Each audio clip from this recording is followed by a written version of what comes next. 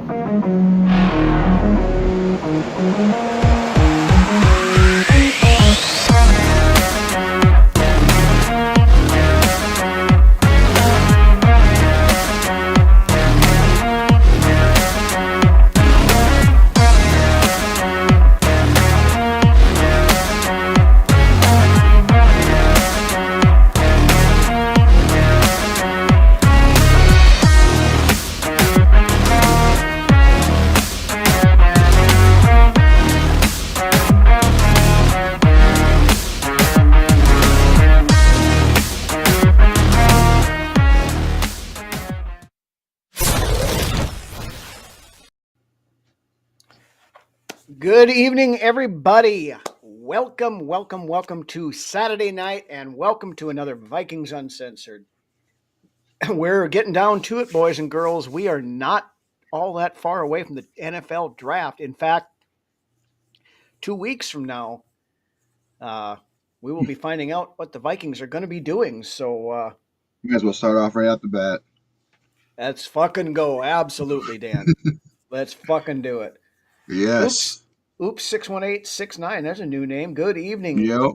Disgusting Act is here. Perfect timing. Yes, of course. So we got a little bit of news tonight. We'll hit that just quickly. Then we are going to get into the interior offensive linemen, most notably the guards, but Brunswick's also got a couple of centers he wants to throw in the mix, so we're going to add that as well. And at the end of the show, of course, we will do this week's mock draft roundup, seeing who we, the quote-unquote experts, think the Vikings are going to pick. In 2 weeks, it is over. Absolutely. Yes, it is, Dan. So we're getting close. It's the dead zone of it. The NFL season is kind of come and gone really quickly this year. So. Yes. Really picks up after the draft with your OTAs and your voluntaries, your mini camps. Yep. Well, I think actually there is strength and conditioning started this week. Yeah, and I think there is it's not exactly an OTA, but there is some on-field activities. So they got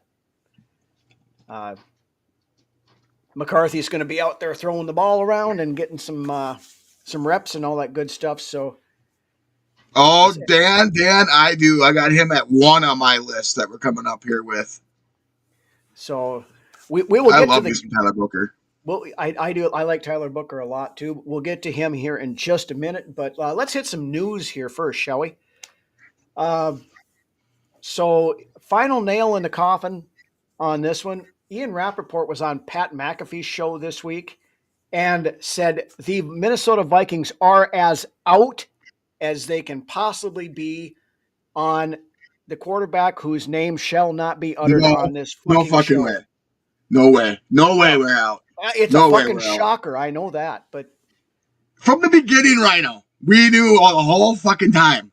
Aaron Rodgers, I'm sorry, I said his name, but he's not coming here. It's been dead since day one. JJ McCarthy's team. Right. And since Ant brought it up in the bottom down here, the guy that a lot of us, myself included, thought was going to be the probable number 2 backup guy, Joe Flacco re-signed back with the Cleveland Browns this week. So scratching him off the list, which starts leading the backup.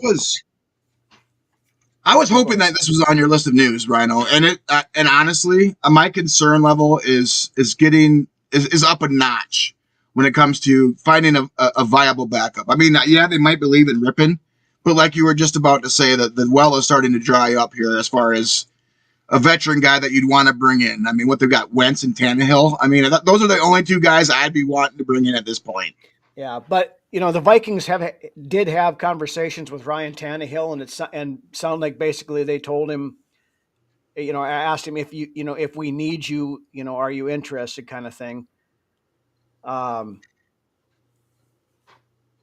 so I think it's going to end up being Tannehill eventually. Now, Tannehill's been my guy from the start. I mean, bring him Tannehill, in, Tannehill. Tannehill did not play last year, so he's obviously, not just going to go take any job. He's going to Right. wait for prime opportunity. Now, there isn't going to be much more of a prime opportunity for for Ryan No, Tannehill no. than to come in here and play on a team that is going to be good enough to compete for a Super Bowl this year. Right. I mean, So, from words I've heard is that he would like to go somewhere where there's a possibility of him starting. But I mean, I would love to have Tannehill here as backup and some guy that can help kind of guide McCarthy down this road for his first season. Either way, we need somebody that in there at the backup position that has, a, a wealth of snaps in the yeah, NFL, and has some experience. And I just don't feel comfortable going into a season where it'd be boom or bust. If you lose McCarthy and then you have to turn to Rippon for the rest of the year, that would just be utterly disappointing to me. yeah. I mean, I would take Carson Wentz as a backup too. I get, It's again, Wentz Tannehill for me. yeah. I mean, Wentz throws off some Nick Mullins vibes, of course, with the amount of interceptions and stuff like that. But there again, that's another quarterback reclamation project that maybe Kevin O'Connell could do something Could get the with. best out. You could probably get the best out of Wentz if called upon. I believe. Yeah. So I think that's a definite What was it? His option. second year, Wentz had like almost an MVP like year. That was his rookie year. So okay, that was his rookie. Yeah, I mean, Yeah, the no, and potential then he is got hurt. there. Remember, he got hurt late, and then You know, Nick Foles came in, and we all know the rest. But right? Norrisfius is here. About fucking time you showed up, damn it. Right. We go have the Norrisfius. We switched our times around just to fit Norrisfius' schedule, and then he shows up late. Yeah, we're at 9 p.m. solid every time unless otherwise notified. Yep. But anyway, so yeah, we'll see what they're not going to do anything with the quarterback, obviously, until after the draft. Now, Ant brought up Brosmer. I don't think you're going to go with a rookie, probably an undrafted free agent as a backup quarterback to your guy who hasn't started No, before. then you might as well go with Rippon. Then you might as well go with Rippon as your backup. Right. And if you're going to go that way, then Rippon would be your backup, and Brosmer or whoever Would be the clipboard holder. Would be the clipboard would be your clipboard holder. QB3, yeah. Yeah, and I mean, the thing with Rippon is he's been in the league since 2019. So I mean, he's seen a lot of football. I think he's had 198 professional snaps at this level, and that to me is concerning. You want a guy that's been in there and played the game and had experience in the league, but they praise Rippon all the time, so maybe they believe in him. Gonna address it here. I fell.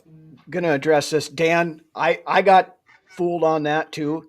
Carson Wentz did an April Fool's joke. He actually did a press conference from NDSU saying he had retired and was going to go to NDSU and be the quarterback's coach, but he in fact is not retired yet. Fool me once, shame on you. Fool me twice, shame on me. Whatever. I got God on that one too, but he is still active in the league. He has not officially retired. So I'd be okay with that, Ed. I'd be okay with that. I would. I don't mind Brosmer. I think he'd be a good backup. But if you're going to go with if you're going to go, I mean, Brosmer's okay. I don't mind him, but you're going to go with if you're doing that, it's somebody like him or Cam Miller or somebody like that. Sure. But I don't think he's here. I don't think Brosmer's going here anyways, regardless of what happens, but I would be okay with it, just hypothetically speaking. Yeah. But the thing of it is, if you're going to have three guys with Rippon's very little experience. Yes. You need somebody in there. You need a veteran in there. Yeah. I've also heard. You go ahead. No, I was just going to say, with as loaded as this team is going to be this year, yeah, you got to have. Brosmer could be a camp arm, Dave. Yeah, I agree with that. I've also heard mumblings of trading for a quality backup, which I don't really care for. I mean, when you got 4 fucking picks in the upcoming draft, it's not realistic to me to go and use one of those picks to take a reliable backup. I mean, No, and the names I I've don't. heard for that was like Sam Howell and stuff like that. And I don't Yeah, want anything to do with Sam Howell, to be honest and with he's you. still a But little bit young in my opinion too. I wouldn't want him either. yeah, He's he's only got he's got a year's worth of starting experience, and but well, I there think he again, started in Washington too, but yeah, he didn't well, start yeah, at all in that's where he Seattle. started was in Washington. Yeah, Yeah, he played the year there, um, but yeah, I think we got to find somebody with some experience to just as the elder voice in that core. I mean, granted, you do have Kevin O'Connell who basically fills that same role because he would be the age of most of these backup that's very quarterbacks. true. There's I like that. There's a lot of substance to that comment too. Yeah, he's the So, quarterback whisperer for a reason. You know. but the problem, the only problem is O'Connell can't throw on a uniform and go out and play if we need him to. No, But and anyway, I think KOC would even say so himself that I don't think we'd want him to either. yeah, He's much yeah, better coach than a player, and that's the way it is sometimes with some of these guys. right. Anyway, though, we got a couple other quick ones here I want to hit before we move on. Um, the Vikings did release cornerback Nashawn Wright this week. Of course, Which makes a lot of people wonder what's going on there. everybody remembers Nashawn Wright, of course, is the guy we got in the Andrew Booth Bo- Jr. Booth. trade with Dallas. Um, opening up a spot in that cornerback room. Not that Wright was going to play much anyway, but I'm still Somebody's coming in there. I'm still hearing Asante Samuel rumors. I'd love it. I would love it. So I mean, somebody I would like a go ahead. multi-year con. If that's the case, I would mark him up for a multi-year contract Well, at the age. and that would make sense with some of the reason why we've got so much cap space left is you could bring I, him in on I've a heard Jack two. Jones too, Rhino. I've heard Jack Jones as well as He was the a next guy potential. on my list here. The next news item. The Raiders this week also released cornerback Jack Jones. Who's a hell of a player? I like me some Jack Jones. Yep. He's the Now, one that picked. He's the one that picked McCarthy off last year in the preseason. yep. Now, the interesting thing with him is the Vikings actually had put a waiver claim in on him the last time, That's just but it, right? but the Raiders got him because they had priority Yep. on the claim So list. the interest has already been shown there. Mm-hmm. But bring them both in. Fuck it. Yeah.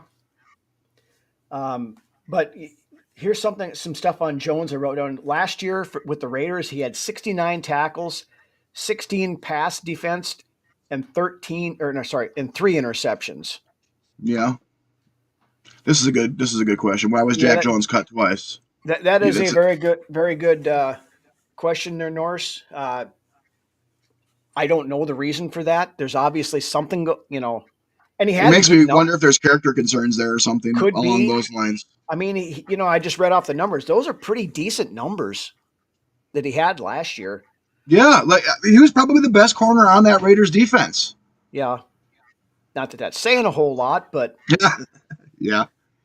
I mean, and maybe it's something, I got Samuel at one though. I'd go Samuel first and then Jack yep, Jones. And if you could possibly swing a way to bring them both in, that's just our cornerback room is pretty. It's questionable in my opinion. yeah. Going into next season, I got a lot of guys that, especially if you can afford to put Murph in his slot where he plays his best ball. That's what ideally I would want. yeah. I mean, you got Murph, you got Rogers, you got McGlothern, you've got I think Rodgers is going to Blackman. surprise a lot of people next year. I Yep, think that was a straight up. I heard Flores pounded the table for Rodgers. yeah. So I mean, we'll see what happens, but I would not be surprised at all to see Asante Samuel as a Viking. Now, I take this for what it's worth because I can't vouch for the I guess vouch for the source. We'll put it that way. But I was talking to somebody on Twitter X, and he said that there was a player down in Florida who plays cornerback, who is a current free agent that was out and about wearing Vikings gear, and somebody asked him the question, "Have you or did you sign with the Vikings?" And he kind of smiled and he said, "Not yet." Interesting. Now, like I said, I can't vouch for how credible this source is, but I don't know if it If came from his mother's uncle, sister's daughter's dog's cousin's uncle or whatever, but if we could snag Samuel in free agency, I mean, what a cherry on top of what's already been a great free agency period for this team. Yeah, I'm not in on Mike Hilton. I mean, he's a decent player, but he's a slot corner. We've got plenty Yeah, of slot corners. I actually really like a disgusting's axe right This here. one. You know, Aiden O'Connell, I would be okay with. Yeah, I'm not a huge Aiden O'Connell fan, but as a backup, I'd take him. There you And go. Exactly. Tannehill's my guy. I want Tannehill. Fucking sign him already. well, But and that's the thing. And you can get Tannehill without giving up any draft capital exactly, or having to worry about comp picks. And then that's the question. Why haven't we signed him then if there's no comp picks involved? because there's been no reason to sign him yet.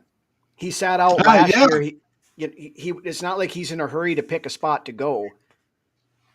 You know, Right. and so there's no need to really sign him until we need him, which probably would be OTA, maybe OTAs. I've heard him You say that they want to give you definitely McCarthy. want somebody in here for fucking workouts. That's for sure. Yeah, At the but I mean, latest, maybe before training camp. You know, if the yeah, guy's like a Tannehill guy, but you want that guy in the room.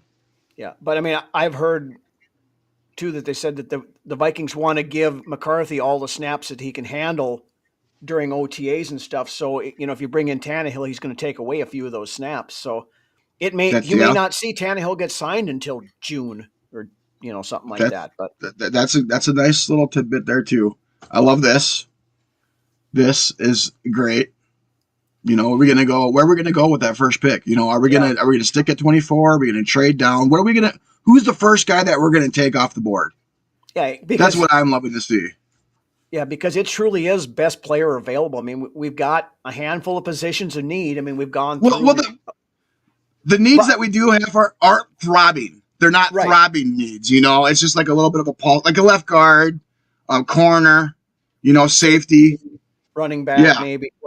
And they're not not even that big of a deal anymore either. So they're not a pressing need. I mean, you have the flexibility. And another thing on the comp pick stuff, Shaq Griffin went and interviewed with the Seahawks here this week too. Now, I don't think he's signed yet. That'd be a reunion I could see happening. Yeah. But if he signs and he signs for more than $4 million, we get a comp pick out of that. If it's done beautiful before the draft. That'd be three. Right. But yeah, I don't see it happening before the draft then. I mean, if Seattle's doing the same thing that we're doing, I mean, yeah, I would think that probably happens is that they wait until after the draft and then it doesn't matter. So, but anyway, let's move off the news here. We can run in circles on that all night long, but let us move into the interior offensive lineman, the meat and potatoes of the show tonight.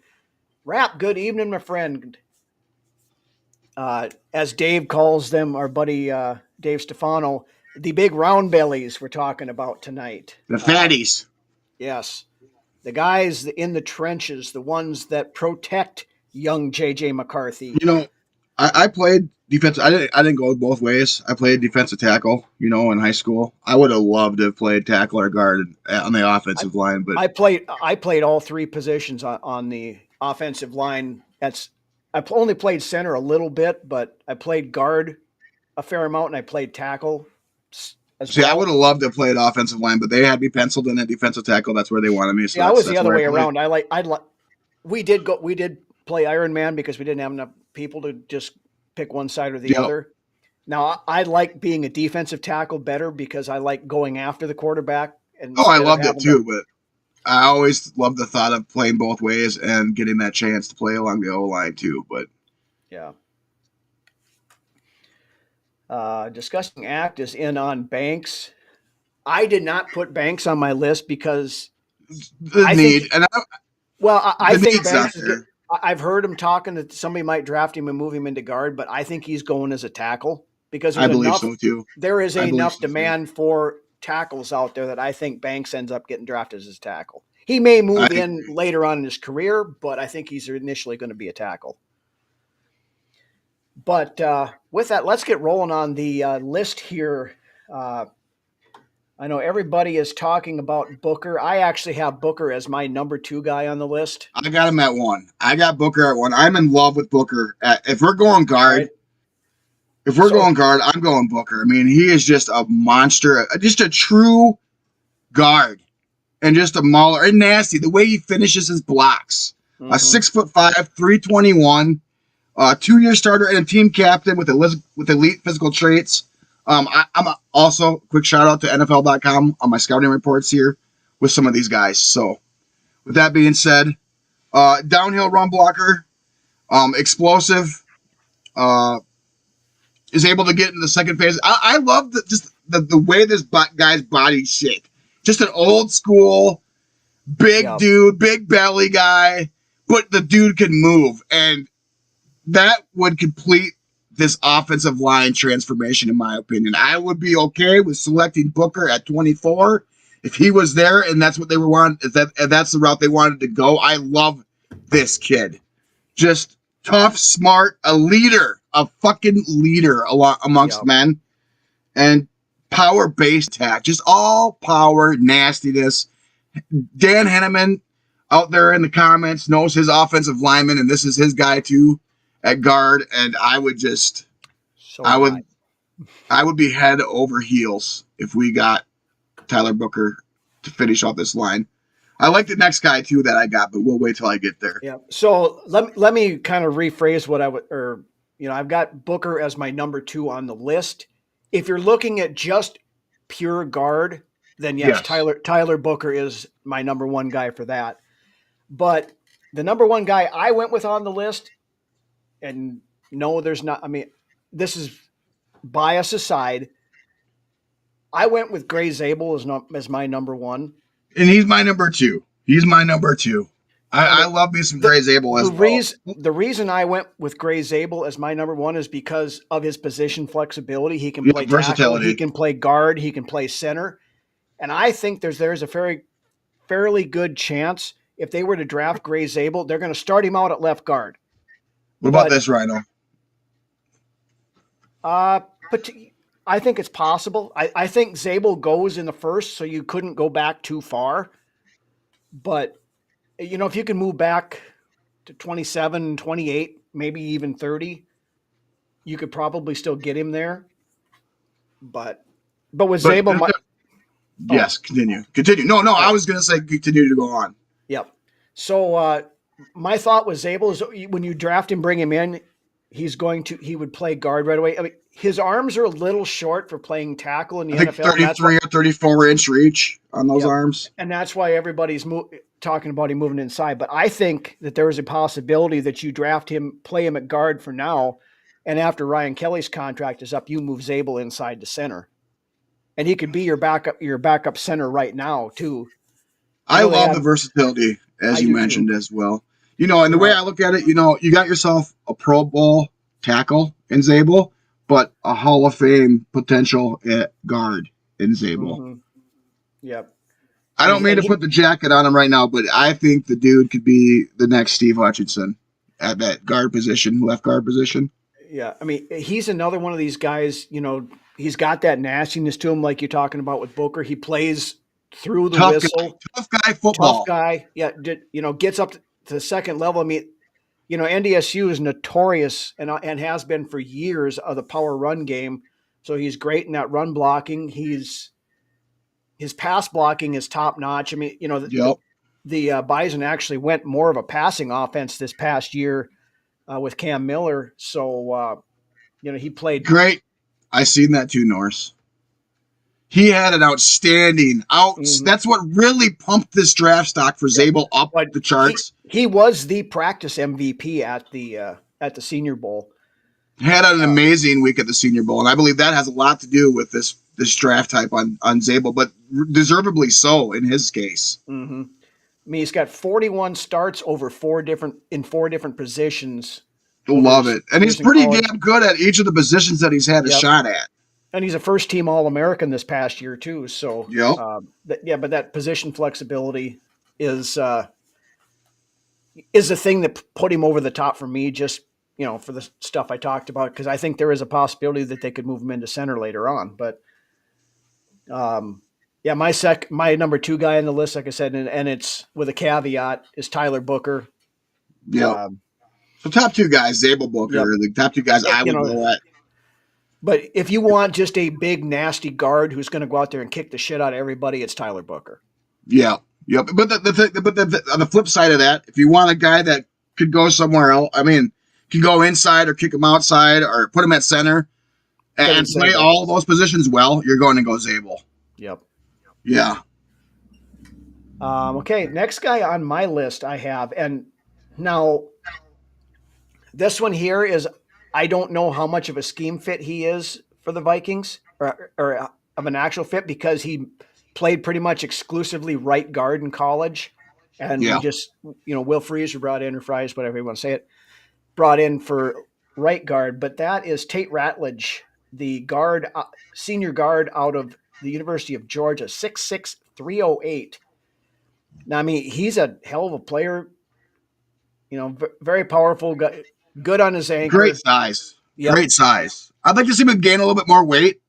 I like me a good big guard, but especially with that height, I would like to see him put on a little bit more weight. Mm-hmm. Yeah, But he's a little light, but again, it's not always the weight; it's the leverage, and he's good at leverage. and it goes along with what are you running? Power run game, or are you running a zone? Mm-hmm. Right. Run game as well. Yep, and that's the thing. He's the one thing I like about Ratledge is even if he gets beat initially, he's not giving up. He's trying to get back into position to try to throw the. Yeah. You're not wrong there, Dave. Great comment by Dave there. So I mean, any of these guys could be a possibility, a realistic possibility at 24. Yeah. And if Zabel goes to Seattle before that, then then Booker's still sitting there if the Vikings decide that they want to. I love that we have the opportunity to just be open with this pick and get the best, the guy that's on your board, regardless, the top of the list, if he's still there at that spot, and you could, even if you could trade back and accumulate more picks, if you can get your guy, this is the year Quessy has a chance to redeem himself in the draft, in my opinion. Yep. Before we get too much further, I do want to credit NFL Draft Buzz for some of my stuff. The watching film on guards. Yeah, and we discussed this before pre-show. It is. And a lot of times you can't find really good tape out there of a lot of these guys. Except for the top few guys, which I did, Yeah. If you have tape, you can watch it and figure stuff out, but there's not a lot of it out there. Widely available to everybody. Right. Yeah. Now, like Zabel, I watched him in person a ton.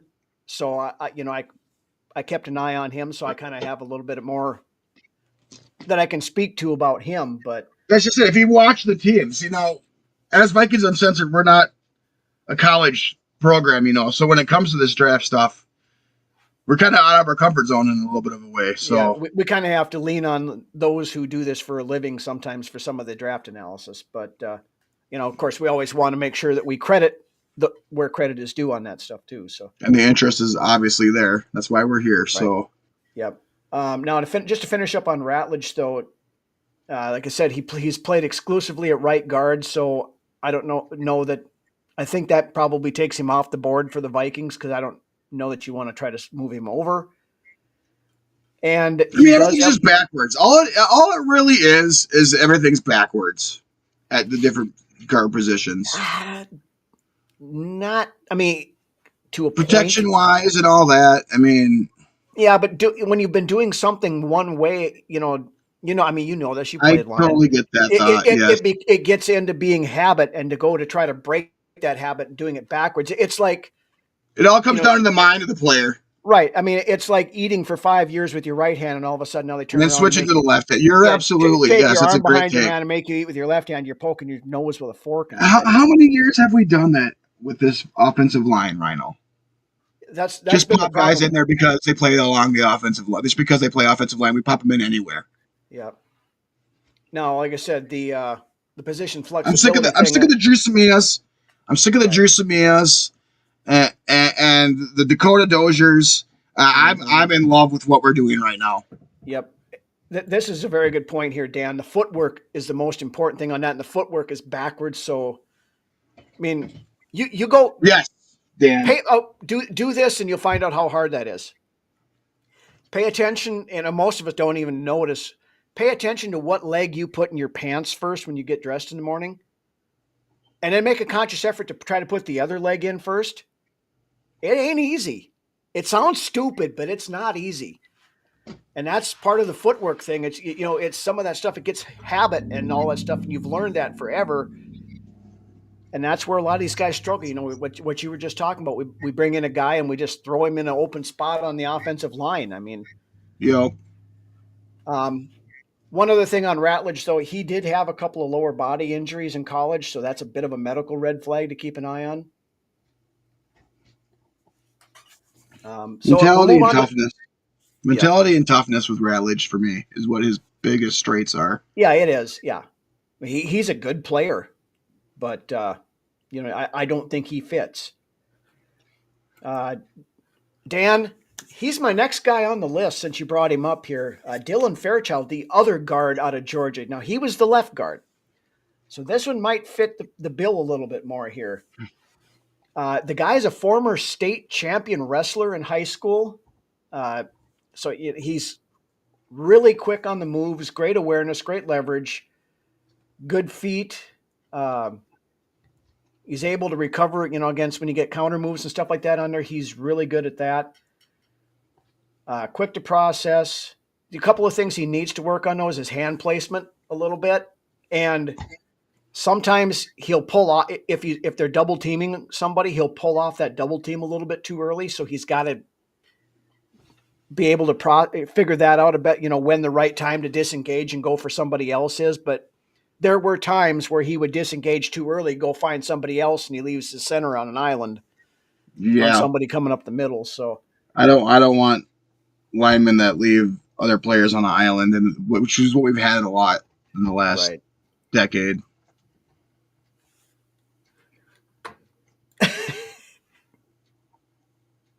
I don't put my pet one leg at a time, Norris. One leg at a time, unless you have something that just holds them up and you can just jump off your bed and land in it with both feet, maybe. But I need more cowbell. Yeah.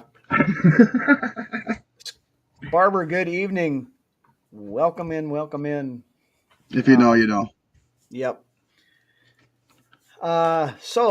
Fairchild, mid-round pick. Somebody that, I think fits it a little. I think he fits it better than Ratledge does, just from the position side of things. But that disengaging thing that we were talking about, that's something you can teach out of somebody. Comes down to coaching. Yeah, but it's if you can reset that internal clock, because that's kind of where that comes off of. So it's and that's huge. That's huge for an offensive lineman in general. Well, it's huge for football players in general. I mean, we've talked about quarterbacks and the internal clock all the time. We saw it firsthand with Darnold. The batteries were dead in his internal clock the last two games. You can't hold on to the ball. You can't. He took so many bad sacks. Last season. Great play, but a lot of sprinkled in horrible plays as well. Yep. Towards the end. Yeah. You can't hold the ball for 7 seconds and expect not to get killed. Yeah. But anyway, next guy on the list I have Miles Frazier, 6'6", 317 guard, a senior out of LSU. That's some nice size. That's some nice size there. Now, if you like the size, you're going to love this. He did not allow a sack in his last 20 collegiate starts. That's beautiful. That's a beautiful place right there. Another guy that constantly wins on the leverage side of things. Great awareness, great feet. Another one that the anchor is really good on him. The only thing he struggles a little bit is in the run game. He's a really good pass blocker, but he's kind of a who's a good comp for him? Dalton Reisner. Yeah, Reisner would be a good one probably. That again, strong pass blocking guy that is a little more meh. Struggles in the run game. Side, but. I mean, if you want somebody that's going to help keep your young quarterback upright, Frazier might be your guy. Yeah. Logan Brown, guard tackle. I think he was listed in the tackle list that I was looking at, so I didn't put him on here, Dan. But yeah, the position flexibility thing is another big thing on there. Next, speaking of position flexibility, my next guy on the list here, these last three guys I've got are kind of mid to late round guys. And then Lance has got a few other ones here too that we'll throw in. But Right. Jackson Slater, 6'3", 311 guard. He's a senior out of Sacramento State. Like the last name. We'll go with that. Now, this guy is. I'm calling him, and it's probably fitting. He's kind of a poor man's Gray Zabel. Okay. He's got that same position flexibility. Can play center, can play guard, can play outside too. But he's another guy that's going to be more suited to be inside. Norse seems to like this. Yes. The biggest thing with Slater that I worry about is he had a pretty significant knee injury last year, so he may not be ready to go right away. Okay. I think it was an ACL, but Jackson Slater I didn't see the really any Ed Ingram vibes with him, Ant, when I was looking at him. Now he plays the other side of the line, but I'm so glad Ed Ingram isn't in the purple and gold anymore. Yeah. So yeah, you and me both. But Slater's a guy I'd take a look at as long as his medicals, show out, and they think the knee is something that's going to not be a long-term problem, which it shouldn't be, I guess. Kind of off the wall here. I think one of the biggest things that we're going to see in next year's team compared to the last couple of years and Kevin O'Connell's tenure here is the physicality that this team is going to bring to the table week in and week out, more so than what they ever have in the past in Kevin O'Connell's tenure so far. And it shows with the guys that we brought in. You bring in these physical players, it's going to make this team more physical. Yeah.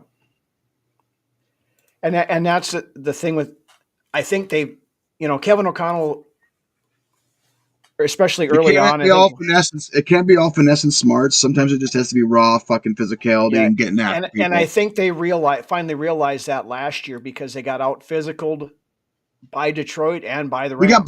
We got bullied by a lot of by especially by those two teams, the two teams that we lost 4 times. Right. So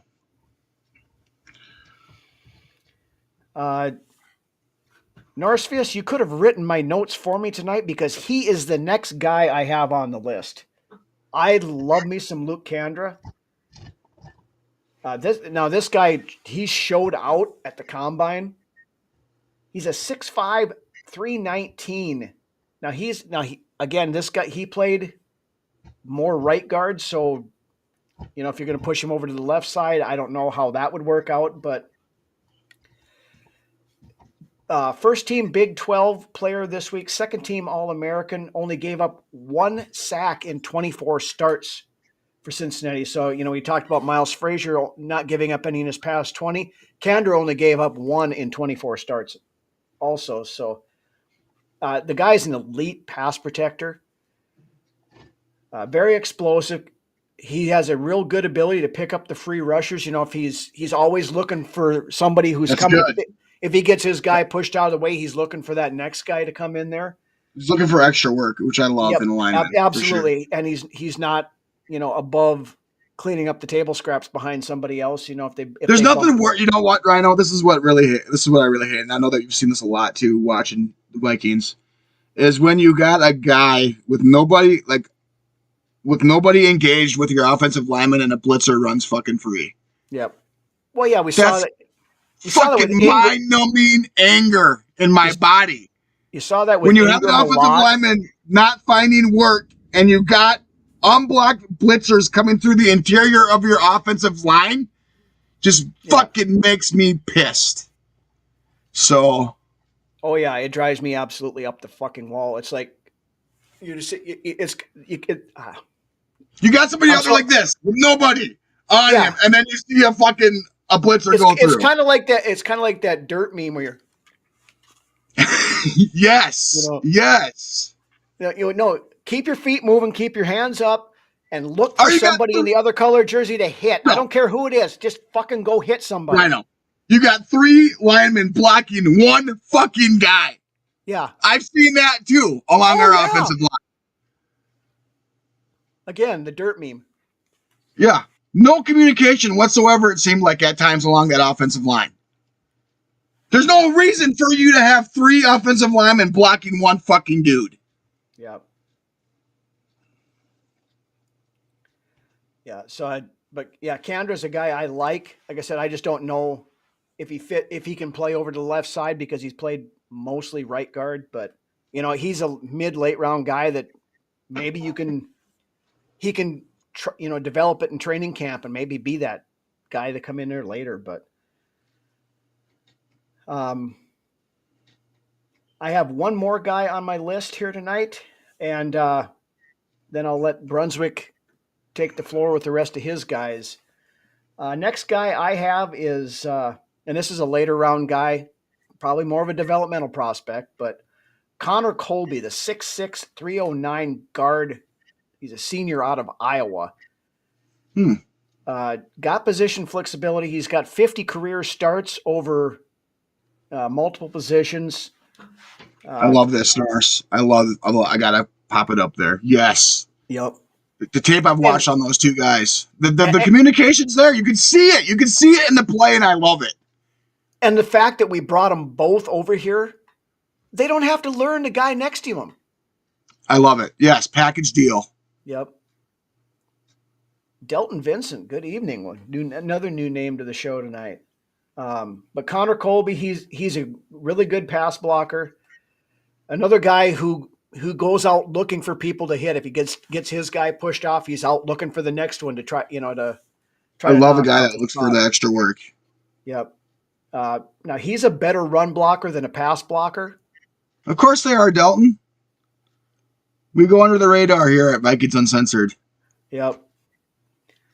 And then the other thing with Colby, he's more of a zone running blocker than he is the gap power scheme type thing. So I don't know that he fits really well, but I like him as a player. I think he's going to have the potential to have a decent career. The one thing I like out of those 50 career starts he had, just take a guess how many career penalties he has.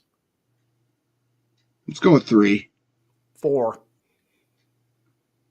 Nice. So he plays clean. He plays Yeah. clean. I love that.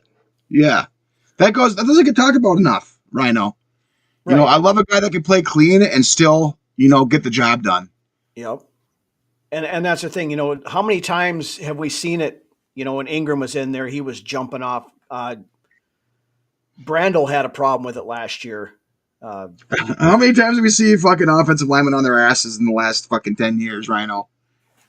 Way too many more times than I care to count.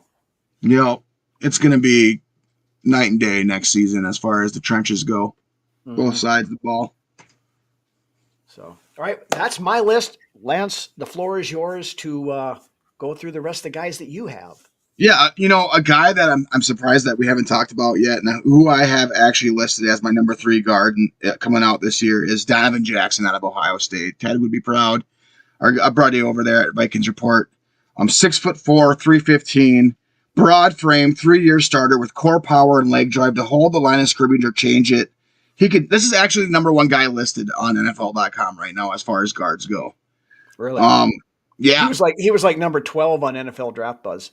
See, that's the thing about draft. The drafting, nobody really knows that. Everybody's all over the board. So, Jackson has athleticism for all tasks, an outside zone blocker. He's also able to accelerate and lead the way on long pulls or counters. He leans against stunting, slanting fronts, which we need here along this offensive line.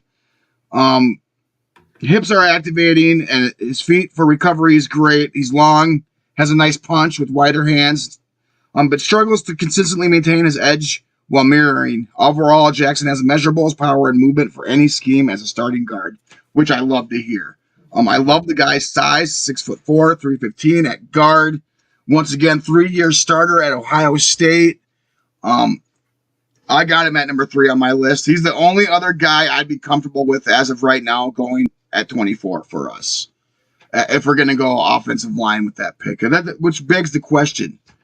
If Jahdae Barron is there at number 24, do you go with Barron or one of these offensive line guys with that 24 overall?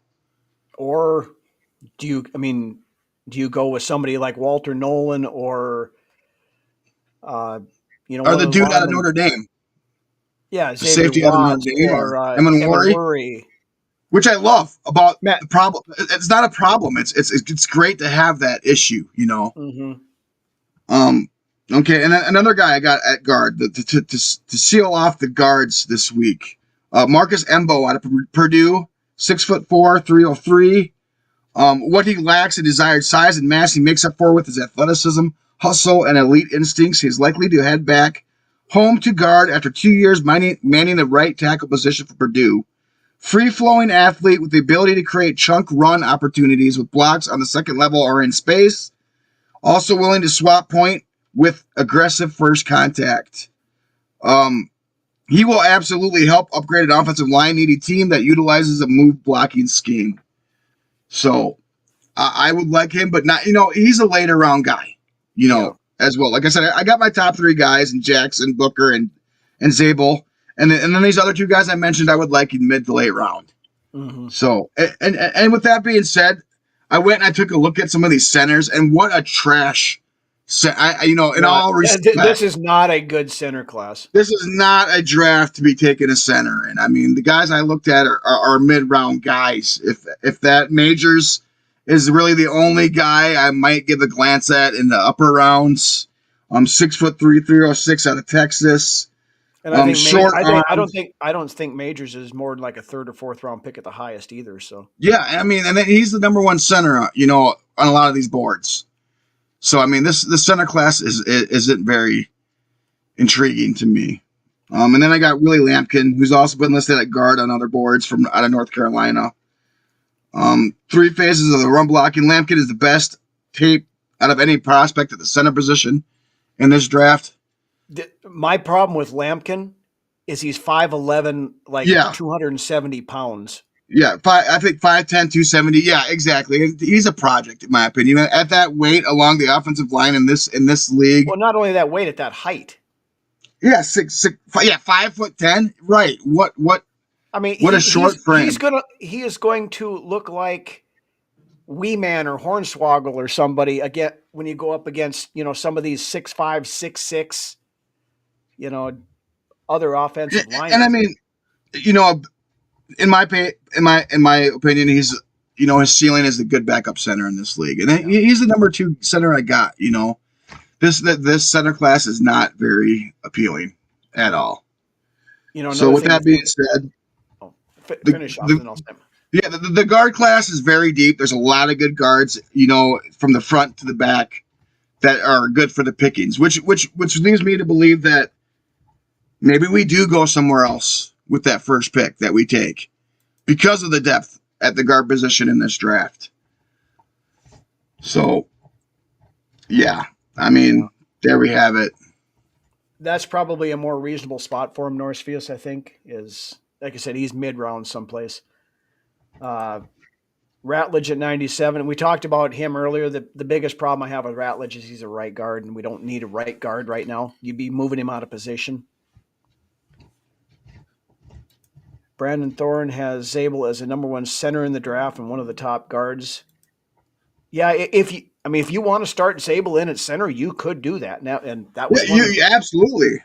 And that was one of the big reasons why I put him at number 1, because you can put him anywhere on that offensive line, and he's going to play really well to start. That polish with all the positions he's played on that line is what really puts him at the top. Yep.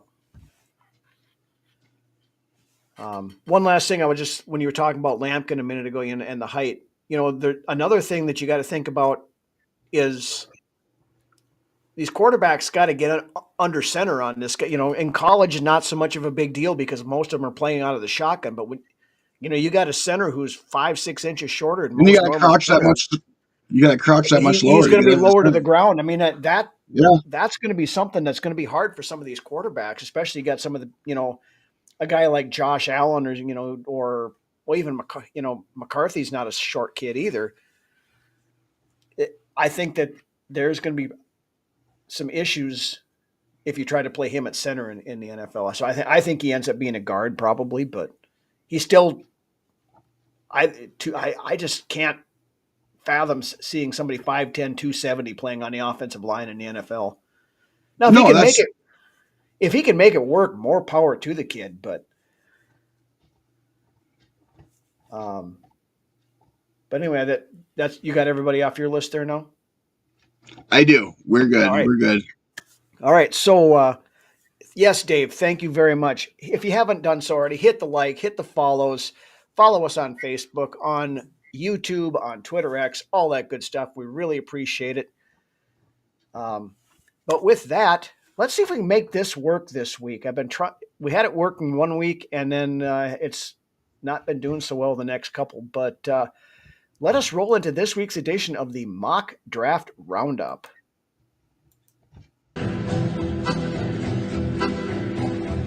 Keep rolling, rolling, rolling, though the streams are swollen. Keep them doggies rolling, right.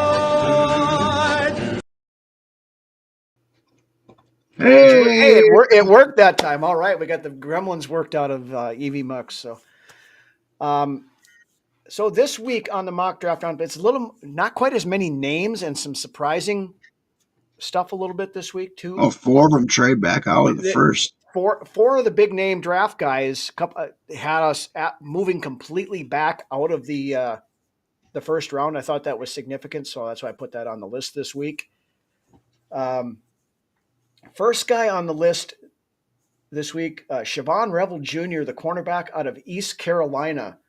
Ryan Wilson from CBS Sports, Connor Rogers from NBC Sports, Jeff Reisen from DraftWire, and the Yahoo Sports staff all give Revel to us. Now, I like Siobhan Revel, don't get me wrong here, but he's more of a zone cornerback, I think, than he is a man. And Flores wants to run more man. I mean, we haven't in the last couple of years just because we haven't had the horses to do it. But, yeah, Norris, I like Revel. Revel's going to be a very good player in this league. I just don't know that he fits what Flores wants to do. And it's going to come down, if we're going to go defense with that first pick, Flores is going to have a huge say in who we're going to go after. Oh, absolutely it is.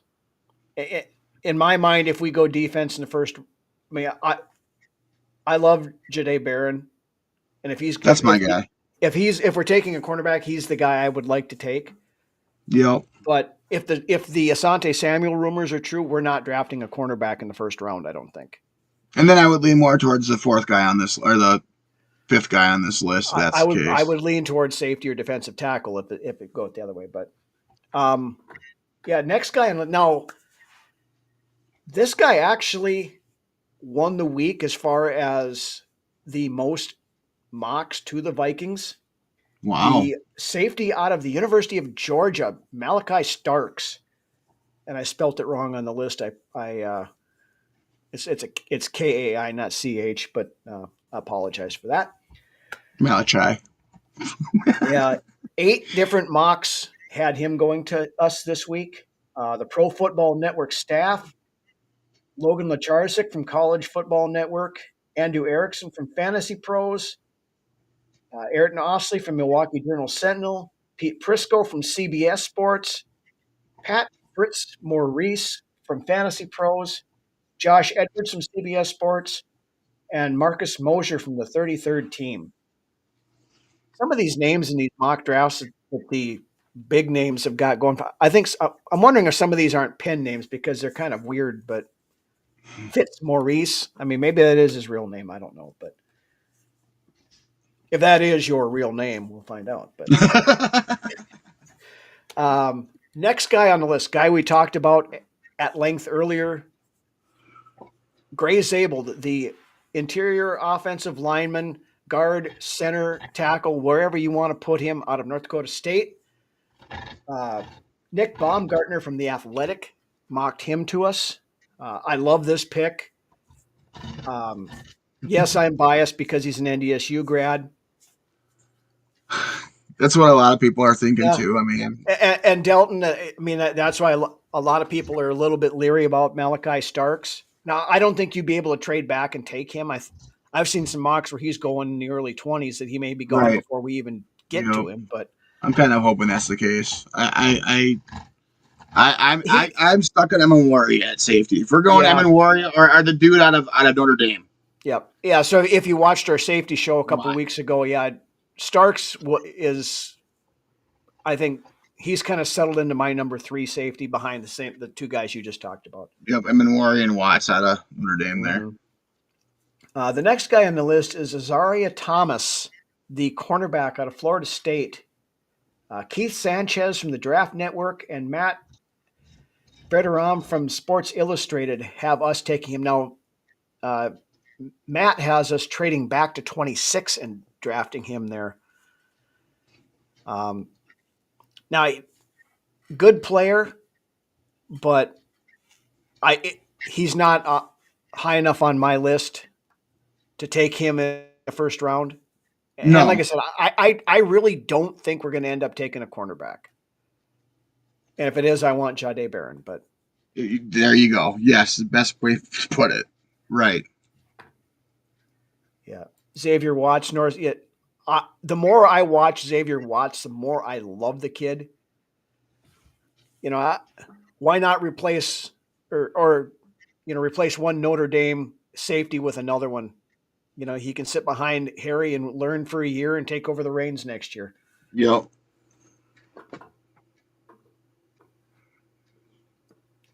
You know, and to Delton's comment earlier about fans losing their shit if we draft another Georgia center or safety, Safety.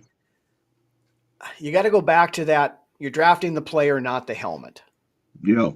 You know, Yep. too many people get caught up in that, and I'm guilty of it at times too. But you know, you got to look at what the player's doing, not just where he comes from. So, yeah, Ant, I think that's probably more fitting than him. This is the first week I've actually seen him kind of jump up into the back end of the first round. But yeah, anyway, now this next guy on the list, this is a guy who ever since we started doing the mock draft roundup this year, has been the guy who has won the week as far as the Vikings go. Now Right. Starks had 8 this week. Emin Worry had 7, so he's still right there. The safety out of South Carolina, Louis Catiglia from NFL Spin Zone, Brentley Weissman from Pro Football Network, Michael Middlehurst Schultz from USA Today, Reese Decker from Pro Football Network, Chris Trapasso from CBS Sports, Rhett Lewis from NFL.com, and Joe DeLeon from Pro Football Network. All give us Emin Worry this week. Love it. He's one of the guys I'd be happy with at 24. Yep. And yeah, if you're going to go safety in the first round, he's my first choice. Absolutely. Norris Caleb Bransaw, guy out of Tulane, move him to safety, super underrated. There's a couple of later round guys. I like the kid out of Texas too. You know, a couple of rounds down the road. I'm having a brain fart on his name right now, but I think he's he's got a potential to maybe be in there too. Yeah, Emin Worry can. Great point. Yeah, On Emin Worry. right. And there's another thing there, the position flexibility. The Vikings love that kind of stuff. So I think Emin Worry fits this team really well. And he plays a physical game. Plays a great physical game. Makuba, thank you, Ant. For his name escaped me for whatever reason, but I like Makuba too. So, you know, if we go a different route early on, he'd be a guy, you know, in the mid rounds that I would look at, for a safety too. But then the last guy on the list, guy we talked about last week, and And a guy, the more tape I watch and the more I read about this guy, the more I like him. Yeah, and he's a more Walter underspoken Nolan, guy. Walter Nolan, the defensive tackle out of Ole Miss. Now, we only had one, or he had one guy draft underdog fantasy. Hayden Winks draft or mocks him to us this week. I like if we're going defensive tackle in the first round, Nolan would be probably my number one guy. But Yeah, I like what I see out of Nolan, and I like that he's not talked about like he is with his other upper guys, like the Grahams and the Harmons. mm-hmm. If you could get Nolan at 24, And that's I good mean value there. Harmon kind of falls in that same area. Grant is same thing. No, Nolan. I mean, Grant is more of a true nose tackle, Ant. But Nolan can play 5 tech. He can play. Yeah, Grant is more of a nose tackle. It's Yep. strictly nose tackle. Yeah, and Nolan's more of his flexibility there. Yep. Yeah, Delton. If we drafted Nolan, he would play on the outside. He can play multiple positions. He can play from inside too, if you so desire. He can put his hand in the dirt. He can do all kinds of stuff. And he's young. He's 21 years old yet. He's another one of those guys that kind of fit what Kwesi and KOC have been looking for. Bringing in these young guys and developing, and then giving them their shot. In their second to third seasons. Well, and that's the thing. He would sit behind the two guys we brought in free agency this year, and be a rotational guy, and in a couple of years be ready to move in there and take over that spot. Honestly, some of the tidbits I've heard out of O'Connell is they want somebody they can bring in and have an impact right away, really. Yeah. In the draft. At least this offseason, that's kind of what I've gotten the gist of when it comes to O'Connell. Is they want to bring in these draft guys that they can make an impact their first year, excuse me. Mm-hmm. Yeah, Harmon was a top 30 visit. I think they like Harmon too. I don't have him quite as high on my list as some people do, but he's a good player too. And Bob wants to switch back to the 4-3. I think Flores has done well. I think we're honestly about to hit our peak in this 3-4 system. It takes a little bit when a team is making that transition to a new scheme, from the 4-3 to the 3-4. This might be the year where we see the pinnacle of this defense moving forward, and what can actually be.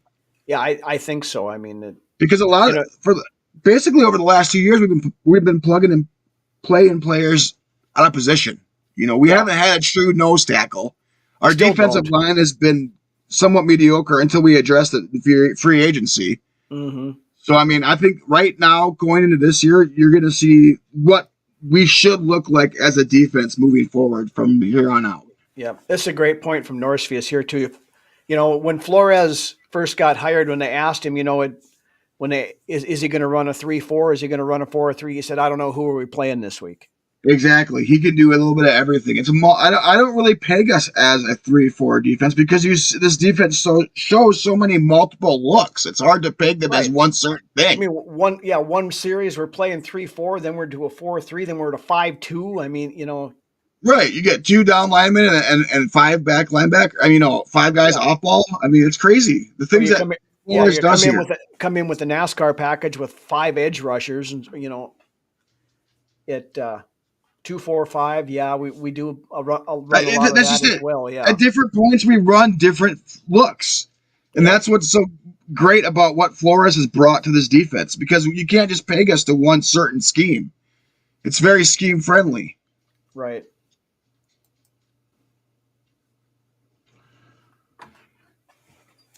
So anyway, that's it for the roundup this week. You got anything else you want to hit before we call it tonight, or? I think we pretty much got everything we need to get this week. Right. Want to see Bob wants to see Dallas see the field. Turner's going to see a lot more on the field this year. Especially with Pat Jones gone.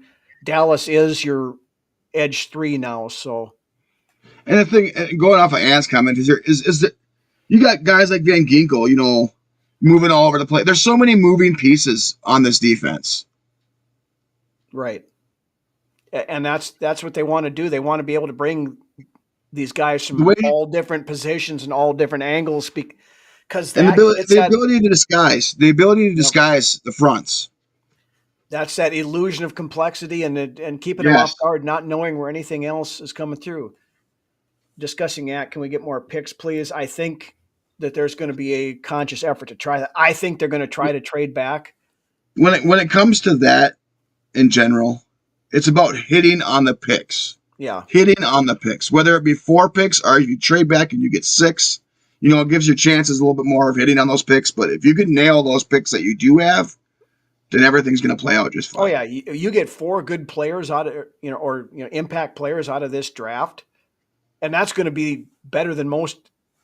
The first couple of years of Kwesi ever had as a draft, anyway. So Yes, this is going to be the year where Kwesi's going to have to show that he's learned when it comes to this process of the draft in general, because he's nailed free agency since he's been here. Oh yeah, He's nailed it. It's been out of the park. It just comes down to this in the next 2 weeks, and that's the draft. Right.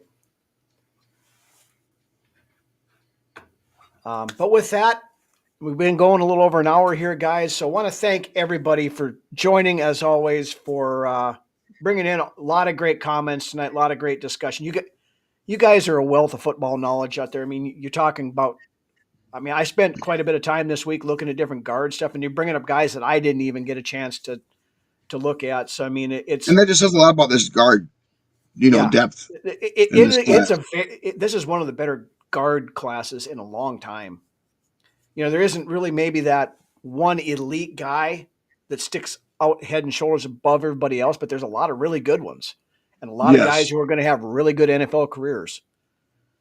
So, but again, thank you, everybody. Shout out to the Filipino fan club, as always. Thank you, everybody in the chat. Make sure you hit that like and follow on the way out the door if you have not done so already. Next week, Friday show? Yes. Friday night, 9:00 next week, we're going to do the skill position players, wide receiver, running back, and tight end. We got to lump them all together since it's the last show that we're going to have to do the breakdowns before we do our final draft show prior to the draft. So our one mock draft that we do here at Vikings Uncensored. Yep. So make sure you stay tuned for that coming up here the next couple of weeks. Like I said, the NFL draft is going to be over and done with this time 2 weeks from now. So it's coming up close, and when we're here for it. So hope you guys are here with us as well. And with that, you guys have a great evening. And why don't you take us out of here, Lance? Yep, love all you guys. Thanks again for coming tonight. Nice seeing the few new names in the chat section. We couldn't do this show without you, like Rhino alluded to earlier. With that being said, I look forward to seeing you all next Friday, 9 p.m. Central Time. Aubrey, Millie, if you're out there watching, Dad loves and misses you. Skol. Have a good weekend, everybody.